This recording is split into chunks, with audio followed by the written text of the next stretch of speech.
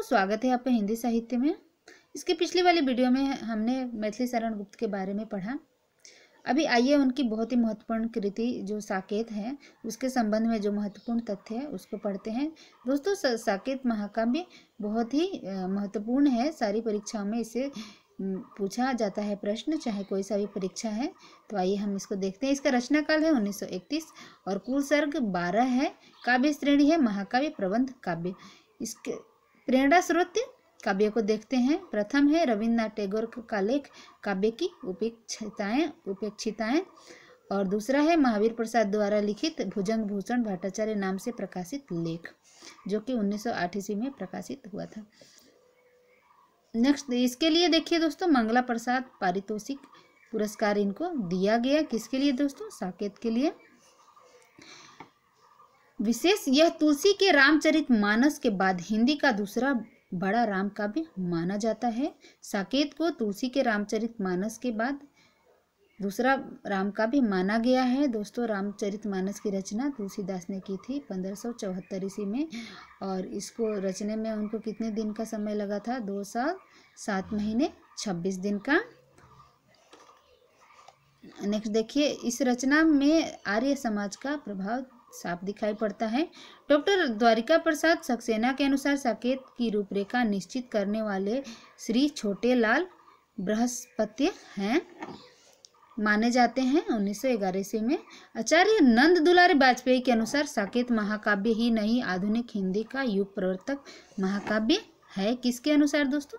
आचार्य नंद दुलारे वाजपेयी के अनुसार यह नारी चेतना से संबंधित काव्य है। नारी चेतना से संबंधित काव्य मैथिली शरण गुप्त का कौन सा है? तो साकेत है। सबसे बड़ा यह महत्वपूर्ण सर्ग है 9वां सर्ग। सबसे महत्वपूर्ण और बड़ा कौन सा सर्ग है दोस्तों? 9वां सर्ग। यह सर्ग लक्ष्मण की पत्नी उर्मिला के वियोग वर्णन को समर्पित है। याद रखिएगा दोस्तों, कौन सा सर्ग में लक्ष्मण की पत्नी उर्मिला के वियोग वर्णन को समर्पित है? तो कौन सा सर्ग है? 9वां सर्ग है। 10वें सर्ग में भी उर्मिला का वियोग वर्णन है। रचना में लगा समय को देखिए दोस्तों, 15 वर्ष का समय लगा। इसकी शुरुआत मैथिली शरण गुप्त ने 1916 ईस्वी में की थी और 1931 ईस्वी में यह बनकर इसकी रचना संपूर्ण हुई। ये दद्दा के नाम से भी जाने जाते हैं। इन्होंने माइकल मधुसूदन दत्त की रचनाओं का अनुवाद मधुप उपनाम से किया था। स्वतंत्रता के बाद भारतीय संसद में राज्यसभा में सदस्य मनोनीत किए गए। दोस्तों, 1952 में जब राज्यसभा का गठन हुआ तो वहां पर भी इनको जगह मिला और राज्यसभा के सदस्य मनोनीत किए गए। भारत सरकार के द्वारा इनको पद्म विभूषण सम्मान प्रदान किया गया। इन्होंने अपनी रचना में हरिगीतिका छंद का सर्वाधिक प्रयोग किया है। बहुत महत्वपूर्ण है दोस्तों, कौन सा छंद का सर्वाधिक प्रयोग किया है गुप्त जी ने? वो क्या है? हरिगीतिका।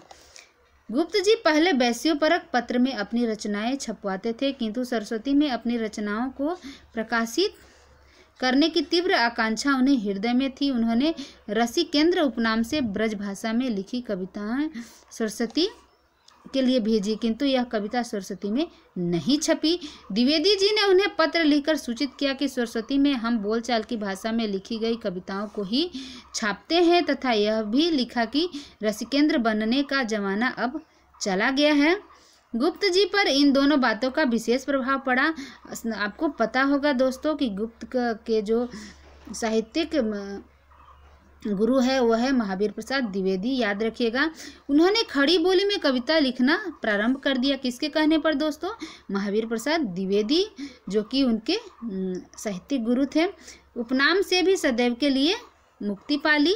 तत्पश्चात उन्होंने हेमंत नामक कविता सरस्वती के लिए लिखी, जो कि खड़ी बोली हिंदी में थी, जो अनगढ़ एवं अस्तव्यस्त थी, किंतु द्विवेदी जी उसमें व्यापक फेरबदल करके मैथिली शरण गुप्त से यह कविता सरस्वती में छाप दी। अभी आइए दोस्तों, गुप्त जी द्वारा रचित कुछ प्रमुख पदों को देखते हैं। अबला जीवन हाय यही कहानी, आँखों में आंचल में दूध और आँखों में पानी। यह है यशोधरा से ली गई है पंक्तियाँ। चारू चंद की चंचल किरणें खेल रही है जलथल में, स्वच्छ चांदनी छिटक रही है अवनी और अंबरतल में। पंचवटी से ली गई है, जो 1912 में जिसकी रचना उन्होंने की थी, और उसी की वजह से 1936 ईस्वी में इनको राष्ट्रकवि की उपाधि मिली।